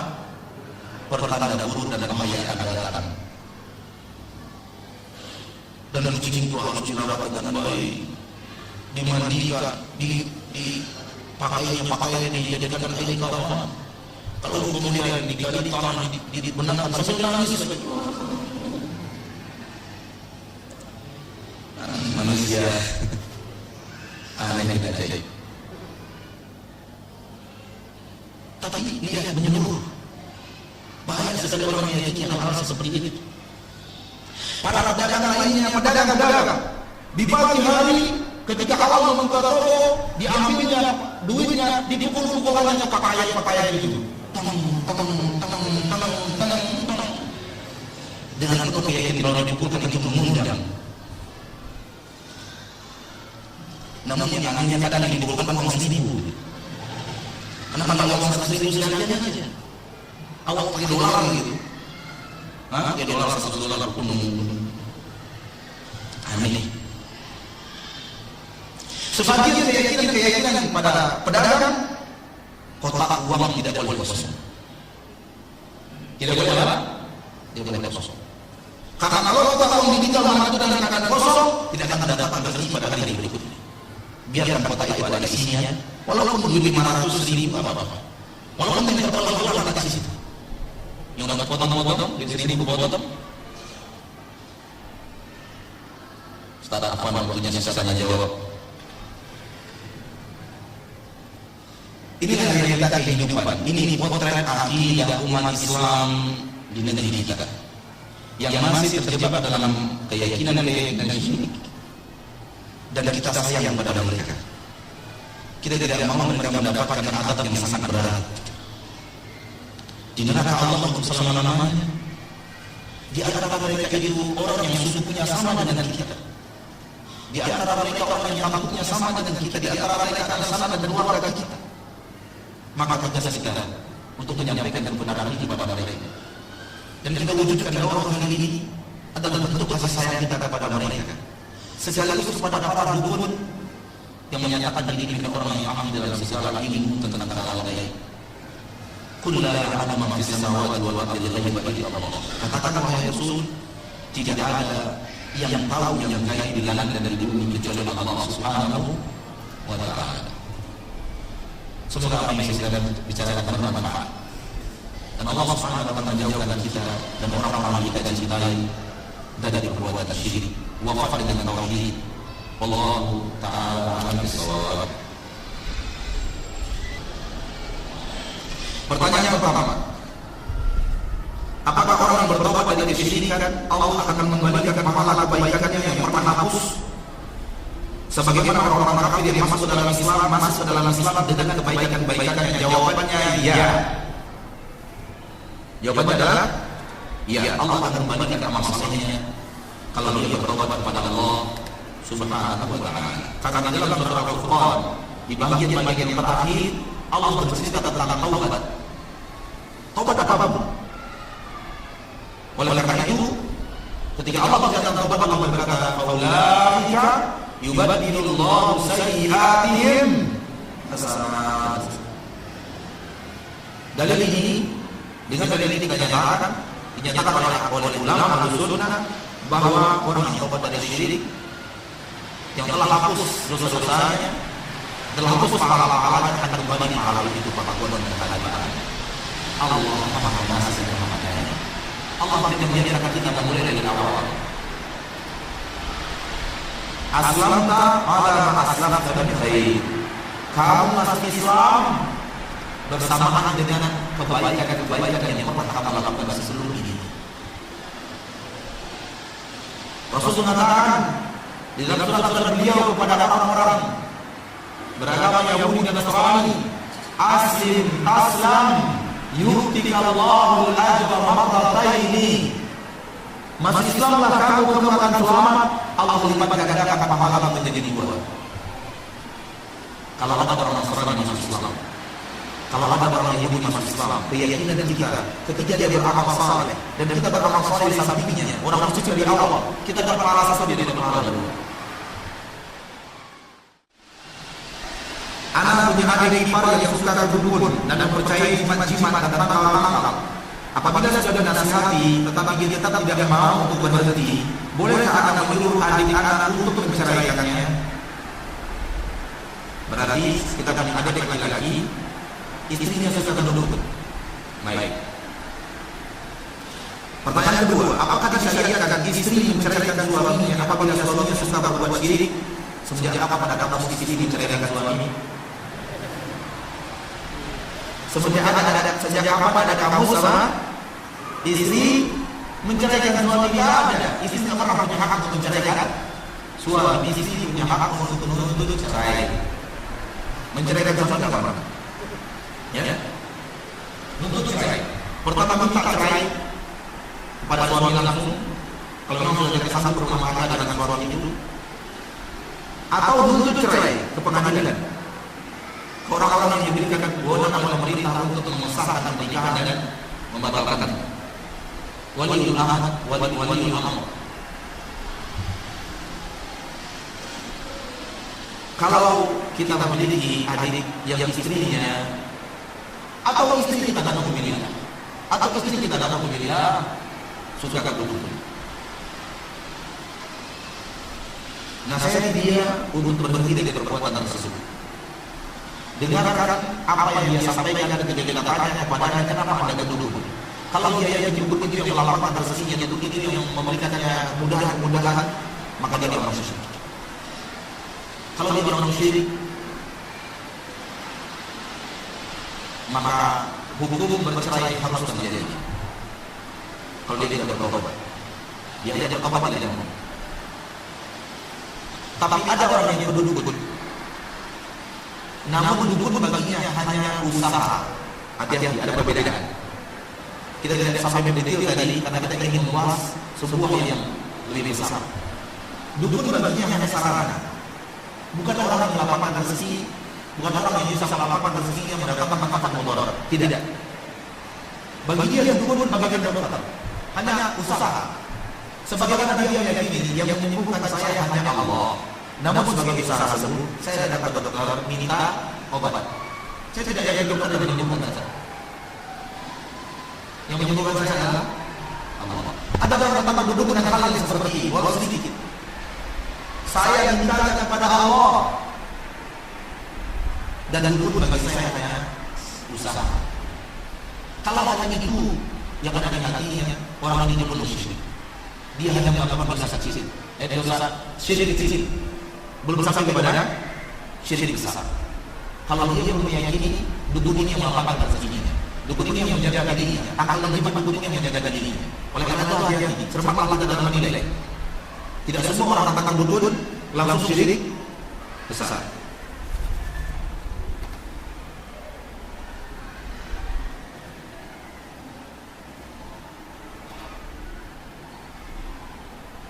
Di daerah ada acara peringatan 100 dan 1000 hari kematian. Di daerah Anda juga ada.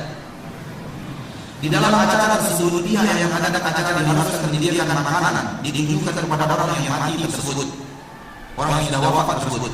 Apakah acara itu mengandung kesyirikan, Ustaz? Acara yang seperti ini biasanya mengandung bid'ah. Tidak mengandung kesyirikan. Soal bid'ah, insya Allah hari Rabu berpikirlah wahai pelaku bid'ah. Insya Allah. Bolehkah kita mengatakan semenjak ada anak saya yang nomor 5 ini, rezeki saya menjadi lancar? Menganggap bahwa rezeki yang didapat adalah rezeki dari anak itu. Kalau dia hanya menceritakan keadaan tanpa terganggu keyakinannya Allah yang melapangkan rezekinya semenjak anak nomor 5 itu, tidak apa-apa. Tapi kalau dia yakin anaknya ini yang hebat, anaknya ini yang pandai mendatangkan rezeki, itu syirik. Tapi kalau dia mengucapkan itu, namun akidahnya tidak berubah, Allah mendatangkan, tapi semenjak anaknya lahir, itu belum syirik. Kalimatnya salah. Baru benar kalimat itu dengan mengucapkan alhamdulillah. Semenjak anak saya mengenal lagi Allah melapangkan rezeki saya. Itu kalimat yang benar. Ucapkan alhamdulillah, katakan Allah yang melapangkan rezeki, dan itu dimulai sejak anak nomor 5 lahir. Lalu kita katakan mungkin rezeki anak nomor 5 ini besar diberikan oleh Allah. Mungkin. Karena mungkin anak nomor 5 lahir, kalau lapang rezeki ada anak nomor 1. Ya tidak. Dari mana kita tahu? Semua ada di juga Allah. Mungkin. Kita hanya mengatakan yang itu mungkin. Tidak ada tahu sama sekali. Karena tidak ada kemampuan kita untuk mengetahui apa itu. Sama dengan hujan. Ketika lalu sudah menduduk, waduh mau turun hujan ini. Itu kalimat pendek kayak tadi. Kalau tidak ada keyakinan di dalam hati bahwa awan menimbulkan hujan secara alami, tapi hujan itu diturunkan oleh Allah, hujan diturunkan oleh Allah. Namun melihat kondisi mau hujan ini hanya sekedar itu kesalahan nafas. Yang benar adalah, insya Allah mau turun hujan. Insya Allah kalau Allah mau berkehendak, insya Allah. Ada yang mengatakan jimat itu hanya sebagai syariat saja. Jimat hanya sebagai syariat saja. Akan tetapi keyakinan kita hanya kepada Allah. Syariat yang ada melarang kita berjimat. Masa jimat bilang syariat? Syariat yang ada melarang kita memakai jimat dan tangkal. Nabi melihat ada jimat di tangkal salah seorang yang ada di zaman beliau hidup. Nabi bertanya, apa ini? Ia menjawab doa dia, tangkal doa Rasul jimat. Kata Rasulullah SAW, "Inzi'ha." Cabut jimat dan tangkal ini dari tubuhmu. Fa in tawayya alaihi ma'afata. Kalau kamu wafat, jimat ini masih nempel di tubuhmu, kamu tidak akan berhenti untuk selama-lamanya. Bagaimana dengan orang-orang yang berbuat syirik? Ini yang terakhir. Ini pertanyaan yang terakhir. Bagaimana dengan orang-orang yang berbuat syirik, kesyirikan, dan yang masih tentu syirik akbar besar, tetapi mereka masih sholat? Apakah dia juga orang-orang yang musyrik?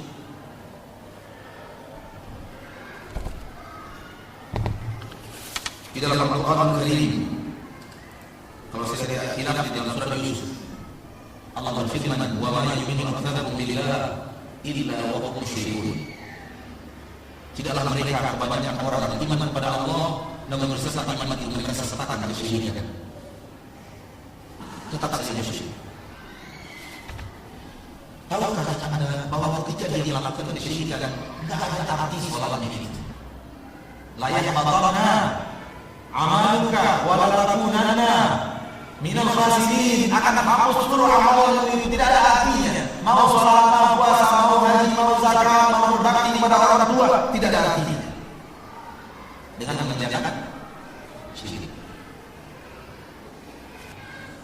Artinya apa? Kesyirikan kalau itu syirik besar masuk ke dalam tauhid, sebesar apapun tauhid itu langsung hilang. Sampai di sini pertemuan kita. Semoga Allah Subhanahu wa taala mudahkan kita untuk memahami akidah. Perjuangan kita yang paling besar sampai kita wafat, perjuangan mempertahankan akidah dan tidak tercapai oleh syirik. Kalau ada yang benar dari PPS yang sampaikan, itu yang saya tahu daripada kitab Allah Subhanahu Rasulullah dan ulama-ulama yang telah berjasa menjadi ilmu yang benar pada kita. Kalau ada yang salah yang saya sampaikan, itu adalah kelemahan saya sebagai seorang manusia, kurang ilmu, kurang pengalaman, kurang cara menyampaikan. Kepada Allah saya bertobat kepada kita, saya minta maaf. Subhanallah wa bihamdihi, asyhadu an la ilaha illa anta, astaghfiruka wa atubu ilaik. Walhamdulillahi rabbil alamin. Wassalamu alaikum warahmatullahi wabarakatuh.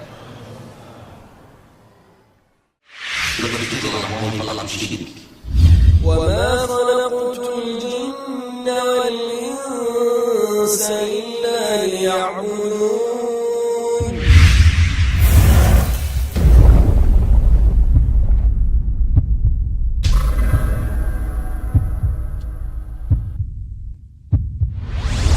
Hai saudara-saudaraku yang telah menjadikan akal dan jimatnya sebagai pemberi rezekinya dan memiliki keyakinan penuh bahwa apapun yang rezeki gara-gara cincin yang ada di tangannya, gara-gara krisis yang ada di rumahnya, yang ia mandikan dan beri parfum setiap malam Jumat Kliwon. Pikir sedikit. Keyakinan kita yang sampai kepada perbuatan syirik, adanya sesuatu yang mengatur keberkahan selain Allah, adanya yang mendatangkan rezeki selain Allah, adanya yang menolak diri kita dari mara bahaya selain Allah, adanya yang mendatangkan manfaat selain Allah, dan ini semua akidah syirik. ومن أضل ممن يدعو من دون الله من لا يستجيب له إلى يوم القيامة وهم عن دعائهم غافلون. Dosa yang paling besar, nenek moyangnya dosa adalah syirik. Karena tauhid dan syirik dua hal yang tidak bisa terpisahkan sama sekali. Perintah kepada tauhid artinya larangan kepada syirik. Larangan kepada syirik artinya perintah kepada tauhid. Wa ma khalaqtul jinna wal insa illa liya'budun. Tidaklah kuciptakan jin dan manusia kecuali agar mereka beribadah kepadaku saja. Ya'buduni, beribadah kepadaku. Memang tidak butuh ibadah kita. Karena orang yang tidak beribadah kepada Allah, dia akan menderita dunia dan akhirat.